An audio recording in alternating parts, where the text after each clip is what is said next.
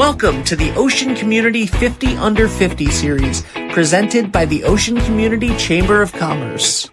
The road to success starts at Valenti family of auto dealerships, and visibility along the journey increases greatly with the help of 321 Media. Hello, everybody, and welcome back to the Ocean Community Chamber of Commerce's 50 Under 50 series, powered by Valenti family of dealerships and 321 Media. My name is Ben Barber from 321, and I am very excited because today I am sitting down with 50 Under 50 honoree, Sherry Hall. Sherry, how are you? I'm good. How are you, Ben? I'm fantastic. Good. Sherry, this is, I think, the first time that you and I have ever really sat down for a conversation. It is. So I'm very excited about that. And now it's going to be the uncomfortable part of the interview where I read your bio to you. Okay. Sherry Hall is the proud owner of Hometown Furniture, a family business providing affordable furnishings for I like what they did there, for over 25 years. Alongside her role as a business owner, Sherry is a licensed hairdresser, ordained minister, and adoptive mother of two. Her passion for helping others extends beyond her professional life, and she is deeply committed to her community. Sherry's dedication to giving back is evident in her founding of the Westerly Unified Bowling League for special needs adults in 2023. The league has been a great success and has brought together individuals of all abilities to enjoy bowling and camaraderie. Sponsors help cover the costs of bowlers' fees, T-shirts, a pizza party, and trophies for the highest score of the season. The program was recently featured in RI Monthly magazine in 2024, showcasing its positive impact. An avid crafter, painter, and DIY enthusiast, Sherry is always involved in creative projects. She enjoys making custom dreamcatchers. Love that. That's me editorializing. Having crafted over 70 of them and sells journals on Amazon. Her love for art is also expressed in her paintings and craft projects. Family and animals are the heart of Sherry's life. She has always been dedicated to children, having raised a young girl, Erin, and her adopted son, Jonathan. She was also the legal guardian of Deanna, who passed away in 2015. Through her work and community service, Sherry continues to inspire others with her generosity, creativity, and dedication to making a difference. Sherry, welcome. Thank you, Ben. That was such a story. You just wrapped up 49 years into 5 seconds. Good job. I think it was longer than 5 seconds. I know. It was longer than 5 seconds. Very good. Thank you. Thank you, and thank you for being here. Let's talk about Hometown Furniture. Okay. To start. Or let's start at the beginning. Oh. 49 years ago. Are you from here? I was born in Westerly Hospital. Nice. Yep. Not one of the last ones. It's been quite a while since anybody's been born in Westerly Hospital. So born and raised in Westerly. Yes. And so you grew up here, went to Westerly High School, I assume? Yep. Did you always have a big sense of community here? There goes a fire truck. I think so. I mean, growing up here, my family owned businesses, so I helped work at those. Growing up, my dad owned Laudereville Marina, so I grew up at the marina. Had a lot of experiences there. I think by the time I was 10, I could count change back to customers and cash people out. And I always had like that customer service thing. As far as crafting and DIY, I was painting boats at probably 7. I don't know. As a teenager, I volunteered at the Watch Hill Manor because I really just enjoyed going and reading to the elderly and things like that. My great grandmother was there for a long time, and then when she passed, I kept going. And for those who don't know anymore, Watch Hill Manor was a nursing home. Yes. It's where I believe there's going to be a museum there now. Yes. But Watch Hill Manor and then it became an Apple Rehab Center. Yes. So. Mm-hmm. And now it's going to be an art museum. An art museum. Yep. Yep. So in high school, I wasn't too involved with. I didn't do really sports. I did drama club. I did chorus. Same. Wasn't really sportsy, but I got along pretty much with everybody. What plays did you do in high school in the drama club back then? And what year was that? So were you Oh in? God, really? I don't remember. That was a lifetime ago. Did you have Mr. D'Angelo's as a? Were you in the? He Were was you in theater chorus. scrapbook? Okay. No, he was just in for You did chorus. Stage Dogs then for drama club. That sounds about right. You weren't in the musicals. I was not in the musicals. I Okay. don't think I actually completed a play. I did the after school thing Yeah. of learning it all, but then I ended up dropping out soon after. All right. Yeah, because there was an issue there. But okay. Well, listen. I love enjoyed the drama club. rehearsals. Are great. Rehearsals were amazing. Rehearsals are my favorite part of Yeah. everything. It's like I joined the Duns Corners Fire Department for 1 year, but I never actually participated in a fire. Okay. But did some of the training. Well, they're coming to now. The fire trucks are coming to get you. Now. I know. See that? They're coming for me.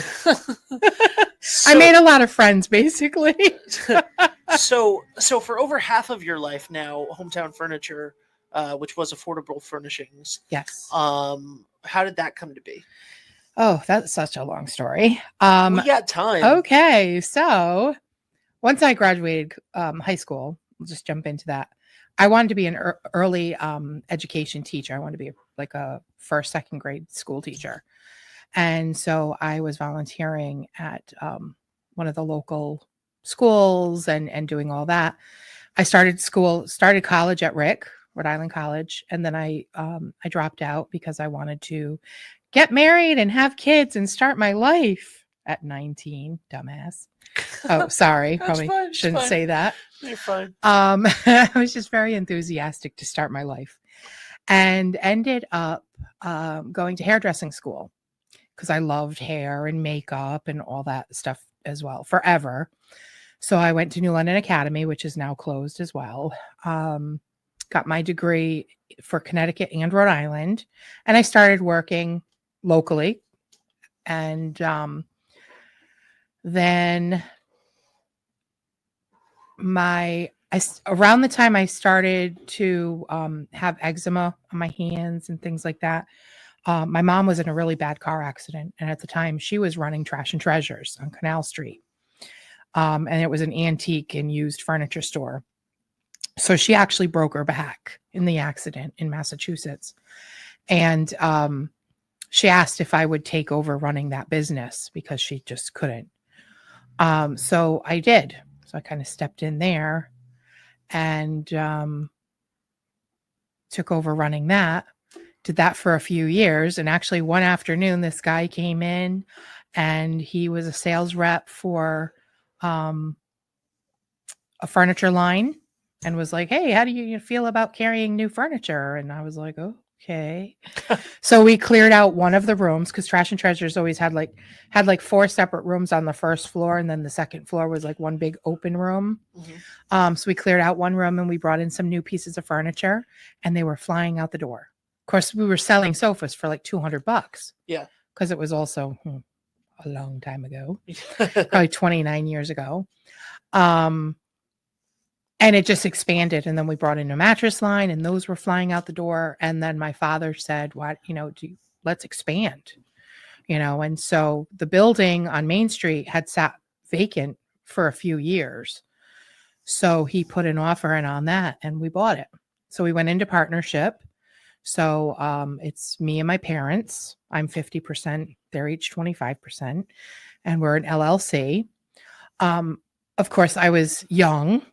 I was minus 25. 24? Yeah, 24. Thank you. I was 24.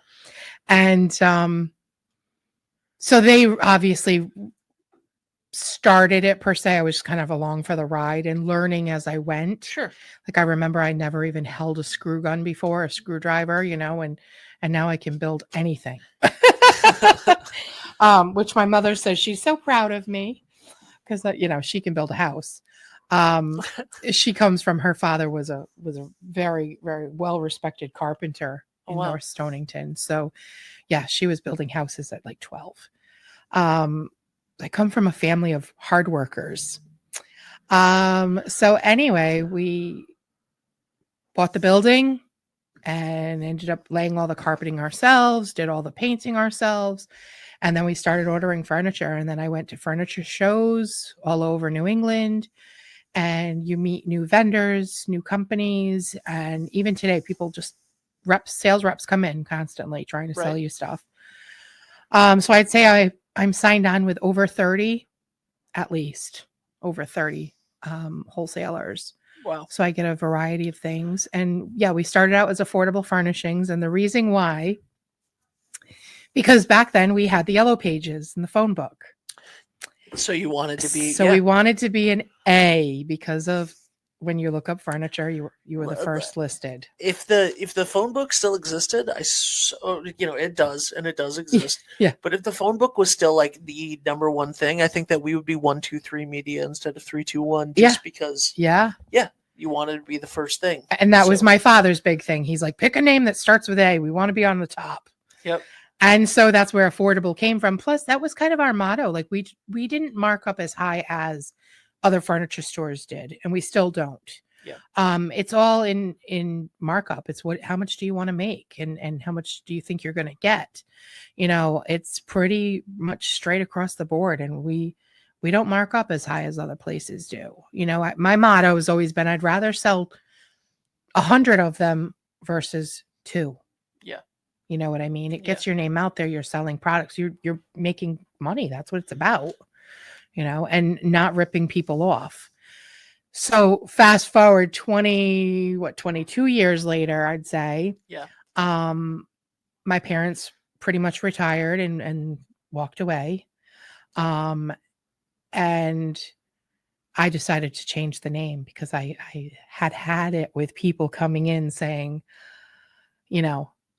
oh, this isn't affordable, because our prices have gone up. Obviously, everything else in the world has. Yeah, yep. And or, oh, you have such nice things. I didn't know. I thought it was used furniture, or I thought it was, cheap, junky furniture. And I'm like, why? Because affordable, that word associates with cheap or used. Yeah. Yep. So after 22 years of that, I was like, okay, we're changing it. Yeah. So I kind of put it out there for like a Facebook survey. Like, here are the options. Hall's, I was thinking Hall's furniture, Sherry's furniture, Jonathan's furniture after my son. I was, so then hometown furniture, and hometown always like hit home with me because obviously born and raised here. Yeah. And that was the popular vote.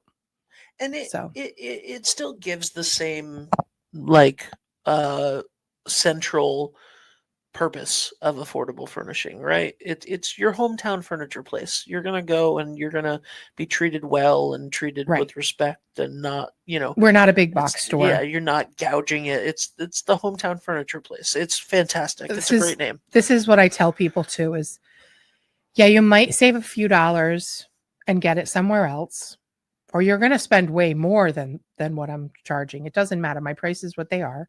Mm-hmm. I will negotiate. I do, I give senior citizen discounts, military discounts. We have sales, things like that. Yep. Even though our prices are good. They are fantastic. Thank you. Yeah. It's just, it's hometown. It's where we are. And the way I tell people is, when you buy a sofa from me, or a recliner, or a kitchen table, or whatever, if you call me and say, this broke, this leg broke, this sagged, or this did, I come out to your house and look at it. And or I say, well, send me some pictures, and then I handle it with the sales rep, and I get you an exchange. I do the return. I've swapped it out for different, a different sofa, different, I do what I can do to keep the customer happy. I've had a couple of complaints over the years, which were, as anyone in business for 25 years would, but they were actually bogus. Okay. The one bad review we had on Google, she had never even bought from our store. Yes, but Google doesn't delete. Yeah, of course. But listen, that's happened. In high school, when I worked at Subway, somebody tried to return a D'Angelo sandwich to me for a refund. To Subway? Yeah. Oh, that's amazing. Yeah, it happens. These things happen. That's amazing. They do. Well, yeah, you can't make everybody happy, but I do try my best. I was like, there are mushrooms on this sandwich. We don't. Oh my God. Did you just save a wrapper from Subway in your car and bring it? Like, I know a D'Angelo sandwich when I see one. It was like a number 9 from D'Angelo's. And I was like, this isn't. Yeah. Oh my These things happen. People can be And it crazy. wasn't even in Western. Like there was no D'Angelo's around where I was. I don't know. I have no idea how that happened, but it did. That's hilarious. But it did. Yeah. That's hilarious. Yeah. But anyway, yeah, so that's what we do. And my hours have shifted over the years. And it's funny, I actually have new hours hanging on I posted them on the door. I don't know if you saw them on my Facebook. I have not yet. Okay, so it's I'm gonna have to try it from memory now. Our hours are 10 to 3 ish, could be 4, and possibly as late as 5. And that is the absolute truth. The absolute truth. Because sometimes I have to get out of there at 3. I have somewhere to go, something to do. And other times I could be there as late as 5, 6 o'clock because if I'm busy with customers or I'm building furniture or we, unloading a delivery. Sunday and Monday closed, Tuesday through Saturday, 10 to 3-ish, maybe 4 p.m., could be as late as 5 p.m. Yes. Love it. Yes, Love absolutely. And it is so true. Absolutely. And that just goes to show your personality too. And the like that, seeing that on the door is fun. Oh, customers love it. I got a comment about it yesterday. This guy came in. He goes, "I love your hours." Yeah. I said, and it's so true. That's great. It's so true. Basically, you just have to you can call, drive by. We have an open sign. We have the flag. And if you see a white SUV, I'm there. Yeah. That's fantastic. That's hometown. That is fantastic. We are not corporate. Yeah. Yeah, absolutely. So, okay. Let's talk about the purple sign, purple hair, purple lipstick. Oh God. You love the color purple. I love purple. I do. I can tell. I love purple. Why? I want to have my car wrapped in purple soon. Okay. We got some places in town you can go to get that done. I am looking for quotes. Okay. I love that. I got some places I can give you after off air. Good. Why purple? Honestly, we've tried different colors over the years at the furniture store. We did hunter green, we were beige, we were blue. We've tried different colors over the years. And basically it's to get people to notice it. Yeah. I mean, we take up an entire corner block of Main Street. Our address is 158-162. I always just say 160 because it's easier.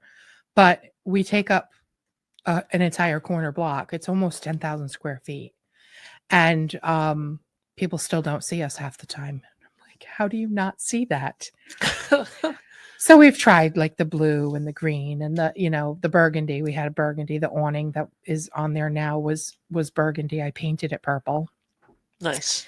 And honestly, when I renamed the store, I had to order new signage and business cards and do all of that. Anyway, I wanted to also put, I've always wanted to put vinyl lettering on the windows listing off what we carry. Mm-hmm. And because it's big empty canvas. Yeah. But you could say so much, it was just there.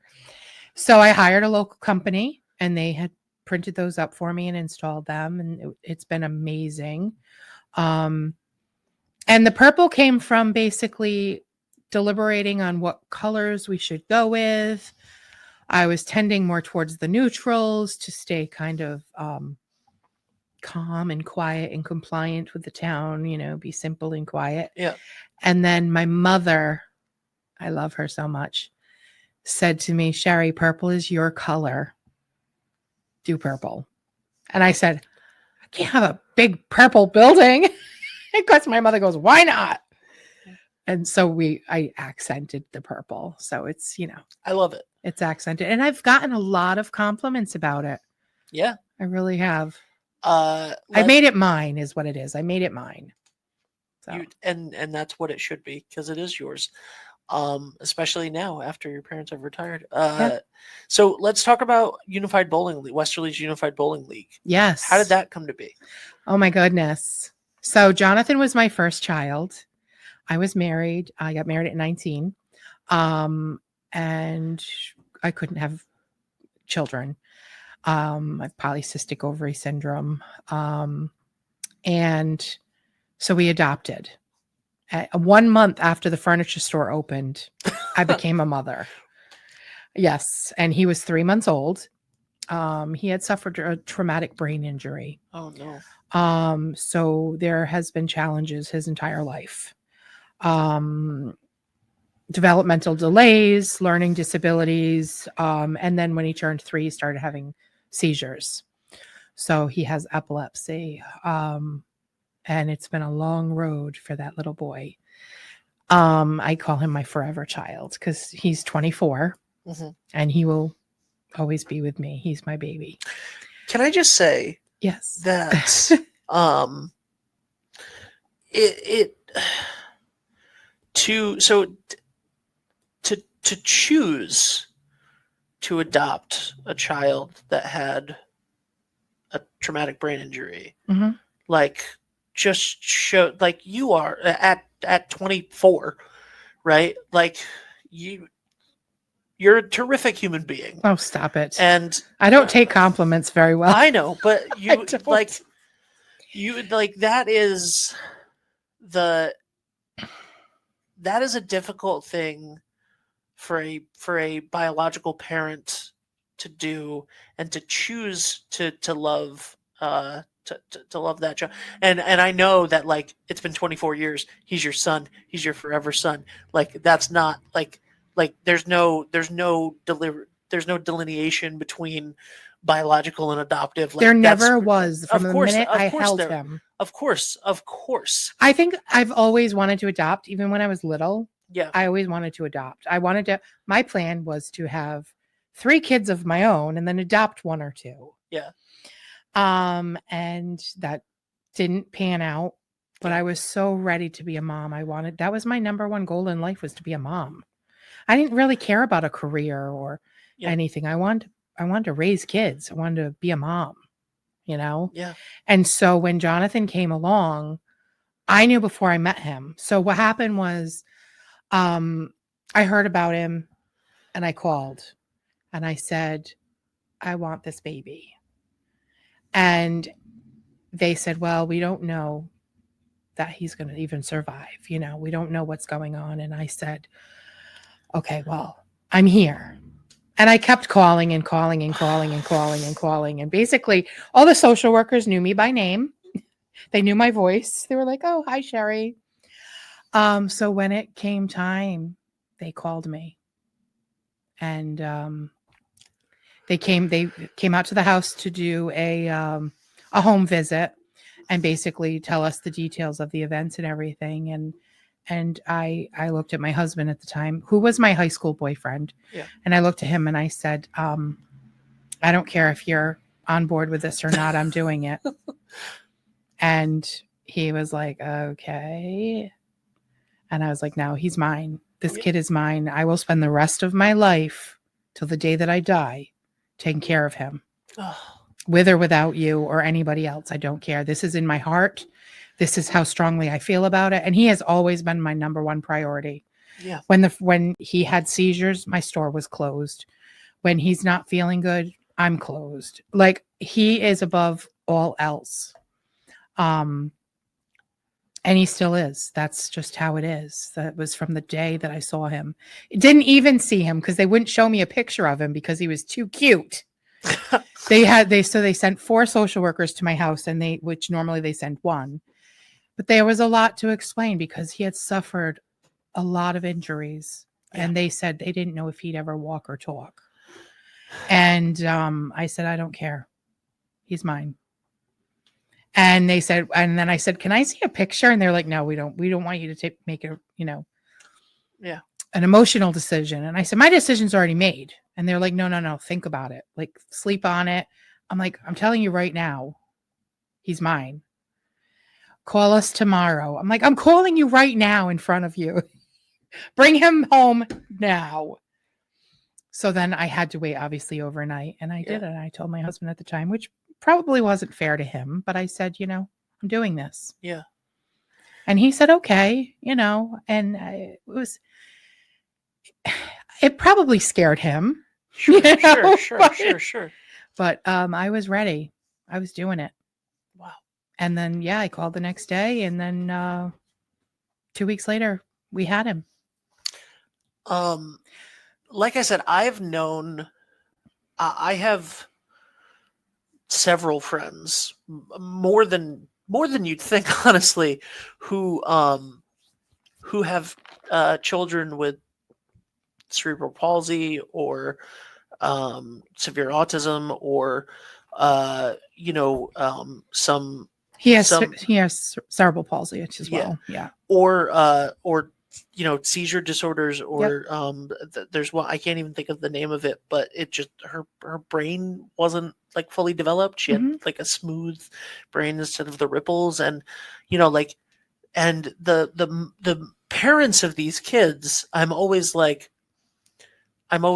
it's weird to me because they are the sweetest human beings that I've ever met in my life before they have their children, right? Before these children ever came into their lives, it was like because it takes a certain sort of and all of those kids are doing very well for their circumstances and all of these situations, but I'm like, man, these moms and dads are like so like beyond what I can comprehend as human beings, like the level of love and sacrifice and dedication and whatever. And like it's weird because I've always felt like you can almost tell before you're like that person's like an angel, and then they have this child, and you're like, yup, that's exactly right. For you to have chosen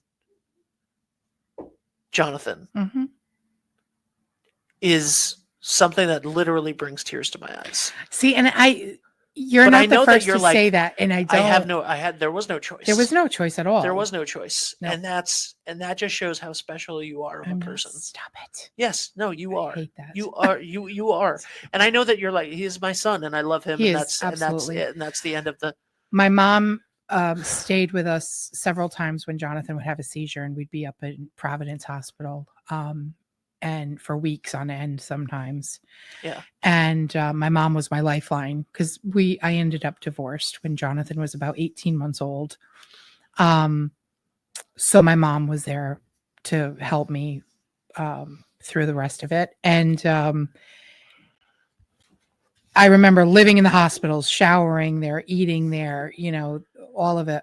So I would crawl into his bed and sleep with him every night. Yeah.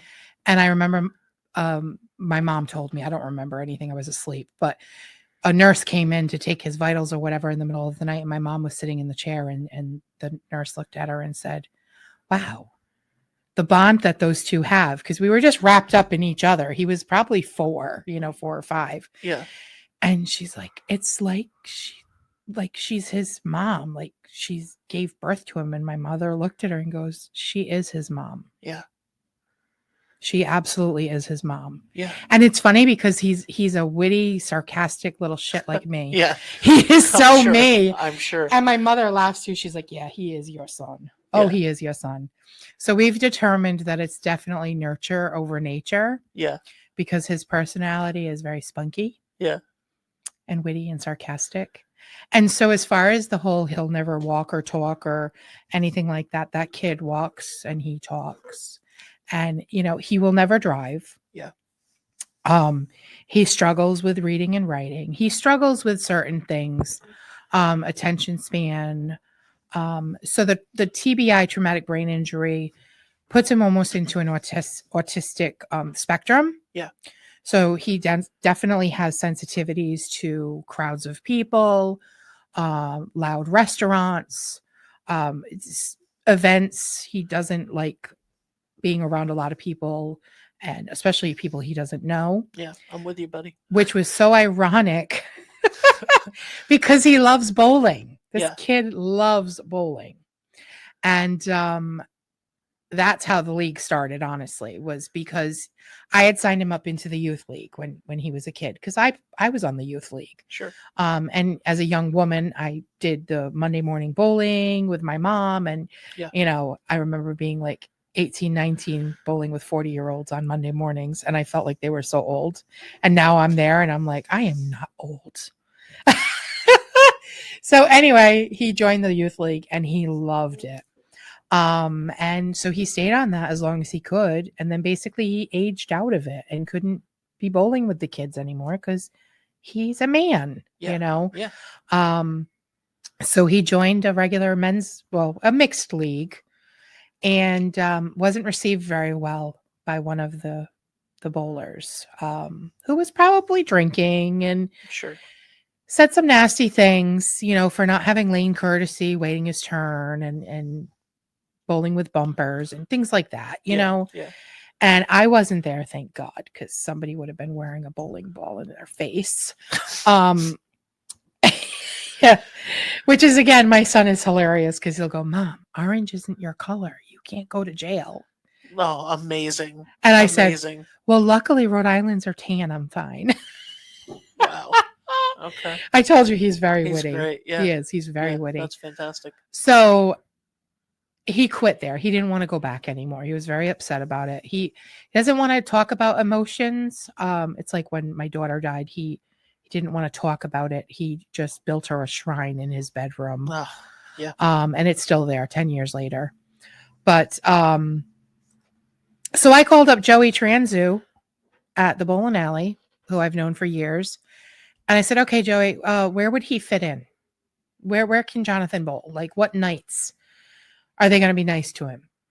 And he was like, well, you could try this night or that night.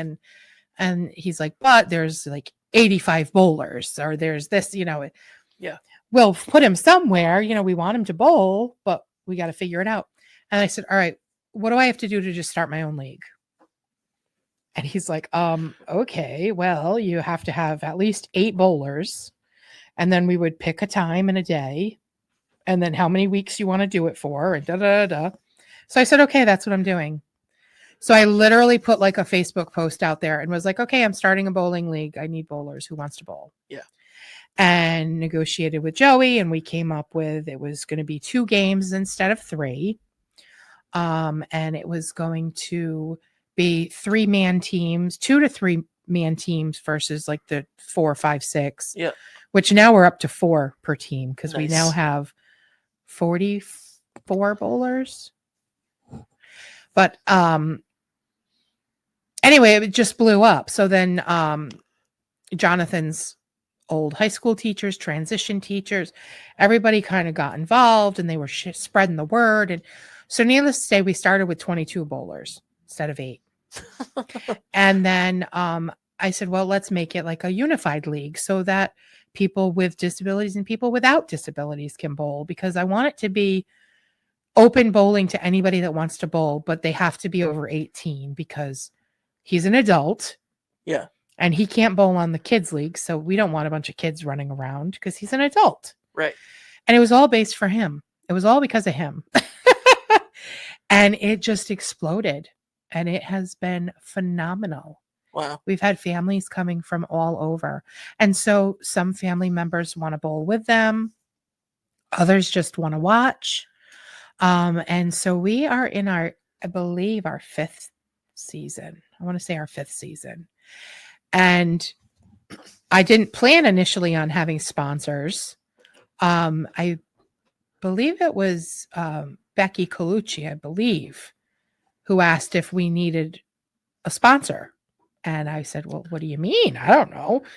And because it's $12 a week per bowler. So we go for 12-week sessions. So we keep it very small and short because you have to keep in mind all of everybody's different disabilities and things. So you don't want to be overwhelming. Like some bowling leagues go 40 weeks. Right. That's just forever. Yeah. It's too much. So 12 is like the perfect amount. And then everybody gets a break. They get a couple of months off, and then we come back and do it again. So anyway, she recommended that, and I said, yeah, wow, that's amazing. So then I started kind of asking other businesses, hey, do you want to sponsor? So if you want to sponsor one bowler, it's $144. Yeah. But donate as much as you want because we need it. And when you think about it, each session is like over $5,000. Because now I buy the t-shirts. Right. So it's the actual cost per bowler is like $154. Okay. T-shirts are $10, which we've gotten an amazing deal from J Max Studios. Love he it. prints the t-shirts for $10. And I list the sponsors on the back of the t-shirts. So the front always says Westerly Unified Bowling with a picture, and then the back we list all the sponsors. So it's advertising for them. It's a tax deduction for the business, and it pays for the bowling for the special needs bowlers. So that's what it was. So it covers the special needs bowlers, not the people without disabilities. They still pay their own way. But it's really helped out because when you have an adult or a child with special needs, there are added expenses that the family has to pay for, that can exceed what their services are or what their monthly disability checks are. So having a sponsors made it so much easier for everybody. And it's part of that community thing too, you know? Yeah. So how many sponsors do you have now? That is a good question. I didn't come prepared for because we're going into a new season. Not enough. Follow the Westerly Unified Bowling League on Facebook and contact Sherry and get involved, be a sponsor because it's a fantastic cause. How many kids do you have now? Or how many participants? 44 this season, but we Nice. still have openings. We have 4. So I have room for 48 people. We have 44. Okay. Yep. Wow. So it's been amazing. But yeah, we have some amazing sponsors. Even the Westerly Police Department is sponsoring the FOP. McQuaid's grocery store, the Andrea down at the beach. Right. We have a law firm that's sponsoring. I can't remember. They have like 4 names. I couldn't remember them. I'll have to look at the list. But it's been really well. It's been great. The kids love it. The parents are networking like crazy. I said, I wish I did this 10 years ago because I could have used the networking of the parents. Right. When you're going through something, when Jonathan was a teenager, it was very challenging. When puberty hit, he went crazy. And was very, very difficult to navigate and handle. And it would have been nice to have a network of parents that were kind of going through the same thing. Now we get talking, and obviously the kids are past it. And I call everybody a kid, by the way, on there. I don't care if they're 45, they're kids to me. Sure. That their parents went through the same exact ordeals, the temper tantrums, the outbursts, the no, I'm not doing it, all of that stuff, non-compliance and refusal, and then even the medical piece of it, and well, who did you see and what did you do, and was there a therapist you went to, or which physical therapist did you see, and all this. And I wish I had that 10 years ago. It would have made a lifetime of differences, but we got through it. Every day is a challenge, but we're going. Good. Good. So I plan on keeping it going. Right now, we just started another season. So last Friday was our first night. So 11 more weeks. Yep. So Awesome. 11 more weeks. The t-shirts have not been printed up yet. So if you want to sponsor and be on this session's t-shirts, call me. All right. We have so much that we could talk about, but this is already the longest 50 under 50 interview that we've done. Oh, no. I could talk to you all day, Sherry. So please you. Come back and do another show on 321 with us. But is there anything that you want to promote, plug, anything? But before I ask that, what did it mean to you to be recognized as one of the 50 under 50? Kind of shocked. I would say, yeah, I was definitely surprised. I think of myself as kind of keeping to myself a little bit. Like I'm not super involved with like community events. You just spent 20 minutes talking about the bowling league. Okay. Well, I mean, like I don't do like the Chamber of Commerce, a lot of events with the chamber and things, although I'm a member and I donate to certain things. So yeah, I was kind of surprised. Yeah. And honored. And I love the chance to advertise my business and the bowling league to raise awareness for the bowling and my business, because there's still a lot of people after 25 years. This is our 25th year in business.